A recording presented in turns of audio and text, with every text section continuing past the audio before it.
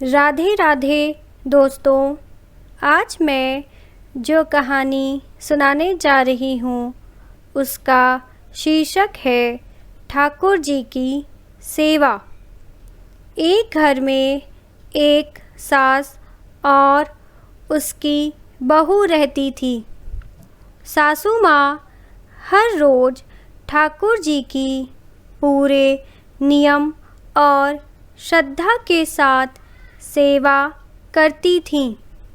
एक दिन शरद ऋतु में सासू माँ को किसी कारणवश शहर से बाहर जाना पड़ा। सासू माँ ने विचार किया कि ठाकुर जी को साथ ले जाने से रास्ते में उनकी सेवा पूजा नियम से नहीं हो सकेगी। सासू माँ ने विचार किया कि ठाकुर जी की सेवा का कार्य अब बहू को दे देना पड़ेगा, लेकिन बहू को तो पता नहीं है कि ठाकुर जी की सेवा कैसी करनी है।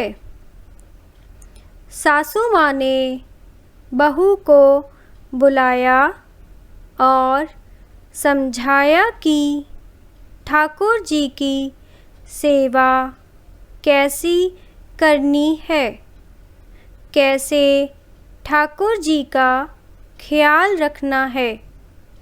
सासू माँ ने बहू को समझाया कि बहू, मैं यात्रा पर जा रही हूँ और अब ठाकुर जी की सेवा पूजा का सारा कार्य तुमको करना है।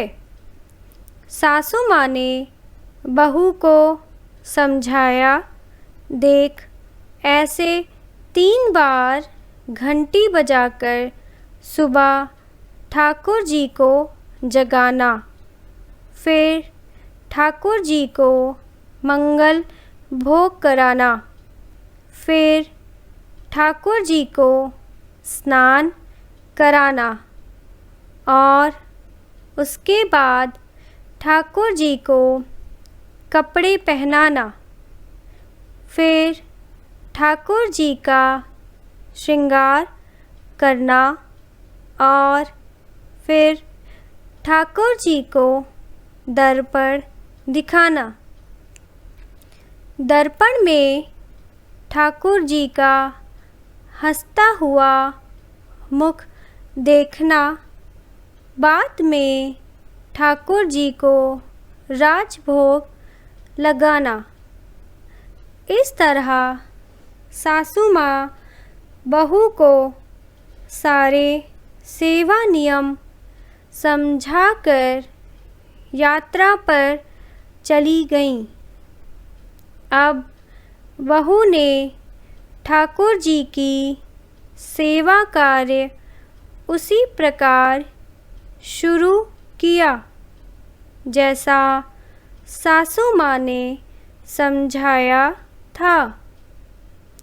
ठाकुर जी को जगाया, नहलाया, कपड़े पहनाए, फिर श्रृंगार किया और दर्पण दिखाया। सासू माँ ने कहा था कि दर्पण में ठाकुर जी का हंसता हुआ चेहरा देखकर ही राजभोग लगाना। दर्पण में ठाकुर जी का हंसता हुआ मुख ना देखकर बहू को बहुत आश्चर्य हुआ। बहू ने विचार किया, शायद सेवा में कहीं कोई गलती हो गई है। तभी दर्पण में ठाकुर जी का हंसता हुआ मुख नहीं दिख रहा है।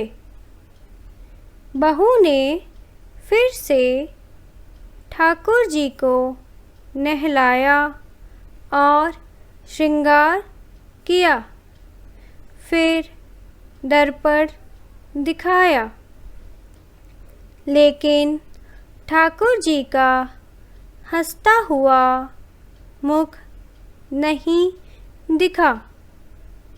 बहू ने फिर विचार किया कि शायद फिर से कोई गलती हो गई है। बहू ने फिर से ठाकुर जी को नहलाकर श्रृंगार करके दर्पण दिखाया। जब ठाकुर जी का हंसता हुआ मुख नहीं दिखा, बहू ने फिर से ठाकुर जी को नहलाया। ऐसे करते करते बहू ने ठाकुर जी को 12 बार स्नान कराया।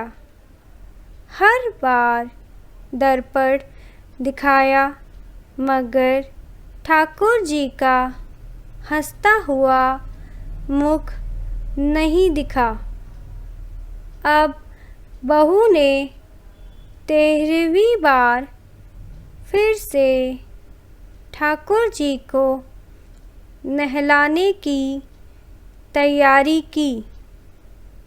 तब ठाकुर जी ने विचार किया कि जो इसको हंसता हुआ मुख नहीं दिखा, तो ये आज पूरा दिन मुझे नहलाती रहेगी। अब बहू ने ठाकुर जी को नहलाया, कपड़े पहनाए, श्रृंगार किया और दर्पण दिखाया। अब बहू ने जैसे ही ठाकुर जी को दर्पण दिखाया, तो ठाकुर जी अपनी मनमोहनी मंद मंद मुस्कान से हंसे। बहू को संतोष हुआ कि अब ठाकुर जी ने मेरी सेवा स्वीकार कर ली। अब यह रोज का नियम बन गया। ठाकुर जी रोज हंसते। सेवा करते करते अब तो ऐसा हो गया कि बहू जब भी ठाकुर जी के कमरे में जाती, बहू को देखकर ठाकुर जी हंसने लगते। कुछ समय बाद सासू माँ वापस आ गईं। सासू माँ ने ठाकुर जी से कहा कि प्रभु क्षमा करना, अगर बहू से आपकी सेवा में कोई कमी रह गई हो तो। अब मैं आ गई हूँ। आपकी सेवा पूजा बहुत ध्यान से करूँगी। तभी सासू माँ ने देखा कि ठाकुर जी हंसे और बोले कि मैया, आपकी सेवा भाव में कोई कमी नहीं है। आप बहुत सुंदर सेवा करती हैं, लेकिन मैया, दर्पण दिखाने की सेवा तो आपकी बहू से ही करवानी है। इसी बहाने मैं हंस तो लेता हूँ। बोलो ठाकुर प्यारे की जय। कहानी सुनने के लिए धन्यवाद। आप सब खुश रहें, स्वस्थ रहें और ईश्वर की कृपा दृष्टि आप सब पर बनी रहे। कृपया हमारे चैनल को सब्सक्राइब करना ना भूलें। धन्यवाद।